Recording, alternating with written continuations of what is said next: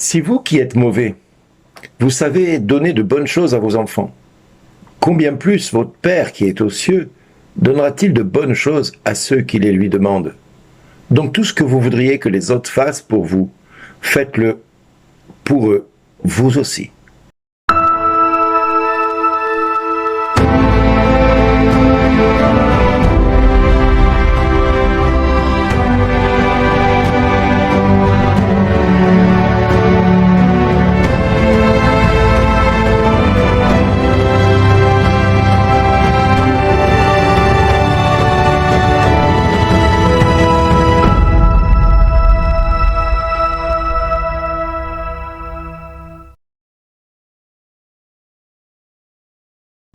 Bonjour les amis. Si vous qui êtes mauvais, vous savez donner de bonnes choses, eh bien oui, si nous qui sommes mauvais, nous savons donner de bonnes choses à nos enfants, combien plus notre Père Céleste saura-t-il nous donner l'Esprit Saint à ceux qui le lui demandent?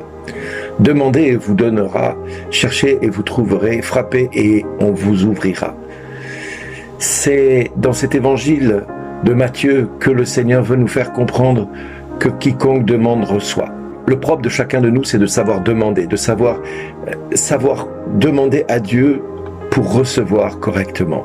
Oh, il ne s'agit pas de demander simplement des choses banales, mais des choses qui soient dans sa volonté. Regardez la reine Esther, sa vie était en jeu. Sa vie était dangereusement mise en cause par des partisans qui voulaient la détruire et détruire par cela même le roi. Eh bien, la reine Esther a dû jouer de finesse. Et pour cela, elle s'est appuyée sur le Dieu d'Abraham, d'Isaac et de Jacob. Elle a prié, simplement, avec son cœur.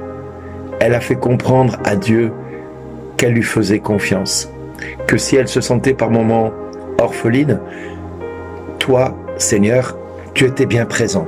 Tu étais bien là où il fallait, au moment où il fallait. Et que tu pouvais mettre sur les lèvres de la reine Esther un langage qui puisse permettre à son roi de l'accepter telle qu'elle était et non pas d'écouter les partisans qui voulaient faire d'elle un ennemi pour le royaume. Eh bien oui, nous aujourd'hui nous avons la possibilité de crier vers Dieu, vers notre Père, Abraham, Isaac et Jacob, vers notre Dieu qui est Seigneur et Sauveur, vers ce Dieu qui a voulu que nous prenions un chemin en sa compagnie. J'aime à dire que souvent, nous pouvons être confrontés à cette dimension-là quand nous perdons quelqu'un, quand nous allons perdre quelqu'un. Je me rappellerai toujours cette histoire que nous avons vécue en famille, quand mon papa a dû quitter ce lieu, ce monde. Et quelques jours avant, il disait à son Seigneur, « Non plus toi en moi, mais moi en toi. J'ai assez vécu, maintenant je voudrais te retrouver. » Et cette espérance, Dieu l'a entendue, Dieu l'a exaucée. Dieu a fait de ce moment un moment d'amour privilégié. Alors oui, c'est vrai que parfois on ne comprend pas pourquoi quelqu'un s'en va, pourquoi quelqu'un nous quitte, ou pourquoi quelqu'un souffre ceci à cause de la maladie. Je pense à ceux qui vivent des longues maladies interminables et qui ne comprennent pas pourquoi ils vivent cela. Mais s'ils font cette prière comme la reine Esther, s'ils font cette demande selon le cœur de Dieu, demandez et vous recevrez, cherchez et vous trouverez, frappez et l'on vous ouvrira.